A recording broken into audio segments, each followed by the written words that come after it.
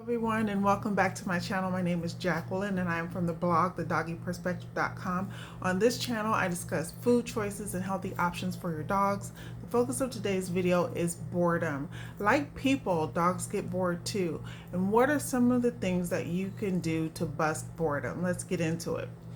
Question: do you see that the dog is just laying there, not playing with toys or the kids or playing with you? It's bored, it's annoyed, and it's sighing heavily. It's in and out of consciousness in a way that you have never noticed before. And coming to think of it, you haven't played fetch in ages, or hide and go seek, or doga, which is dog yoga, or learned new tricks. I want you to remember when the dog was new to you. Man, you used to run with the dog, walk with the dog, talk with the dog, shop with the dog, and include the dog as much as possible, right? Remember? You were the best of buds. Now, do you remember this? Why did you adopt a dog anyways? Because now your furry friend is looking back at you and asking, what was I adopted for in the first place? If the activity level has dropped all the way down to simply the next meal or the next relief, and no one is paying attention to the animal, it may like to know, what is the purpose of me? What is the point in my being here? I'll tell you a story. I remember the preparation and planning that took place as I considered adopting a dog. First, falling in love on a Sunday afternoon at the gas station. There were two terriers barking loudly at their dad, and I remarked on their beauty.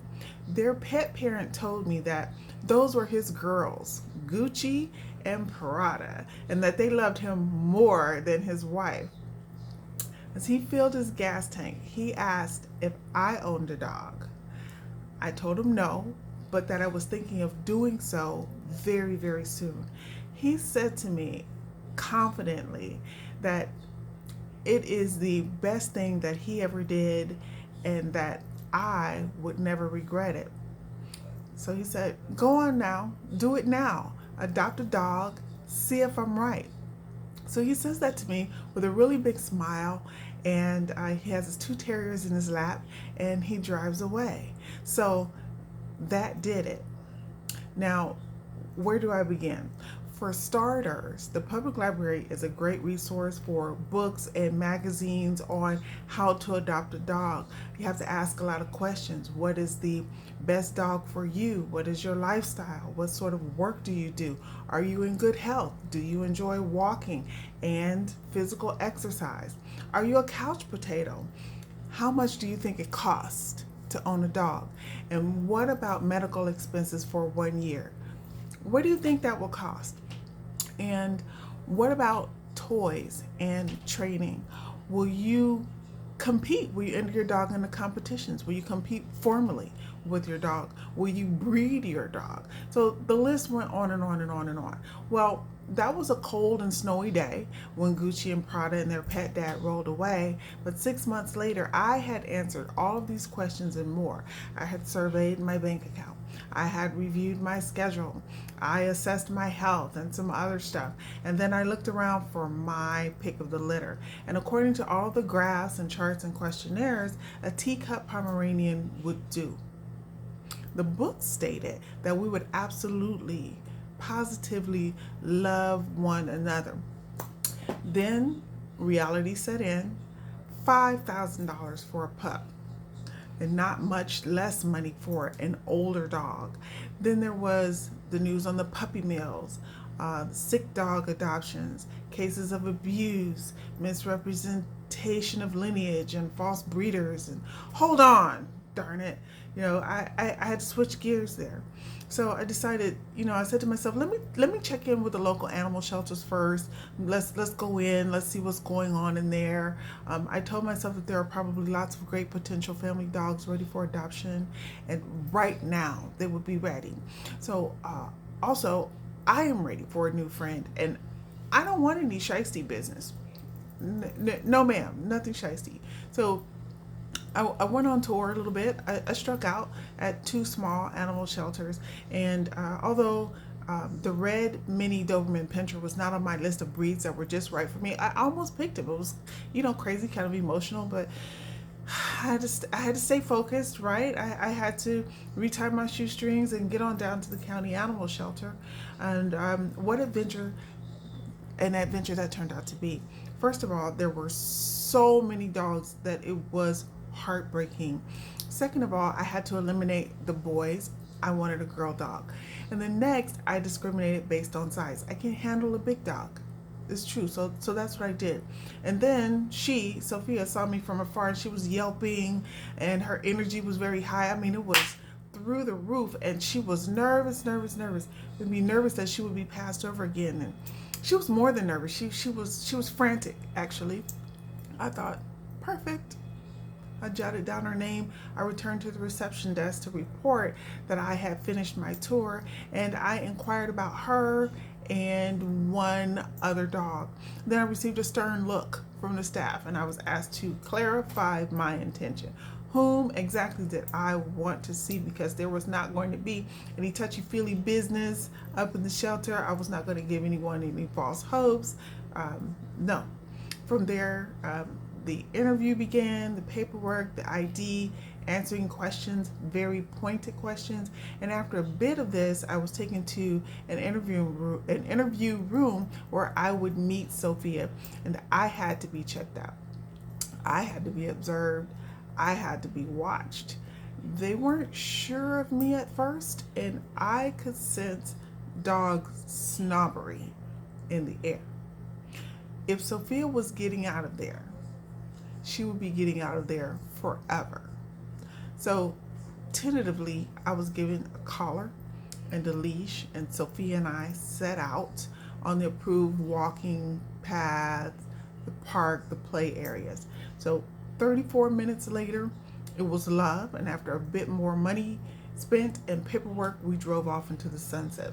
Now, after a few weeks of walking the dog and indoor and outdoor playtime and scheduled play dates with great new people I had begun socializing with at dog parks and pet stores, I up and canceled my gym membership because she had become my pal and confidant, my workout partner, running buddy, dinner friend, my personal escort, and my bathroom attendant. So this is great. I had grown to hate the gym anyways because the pickup lines were coming in and the weight wasn't shedding.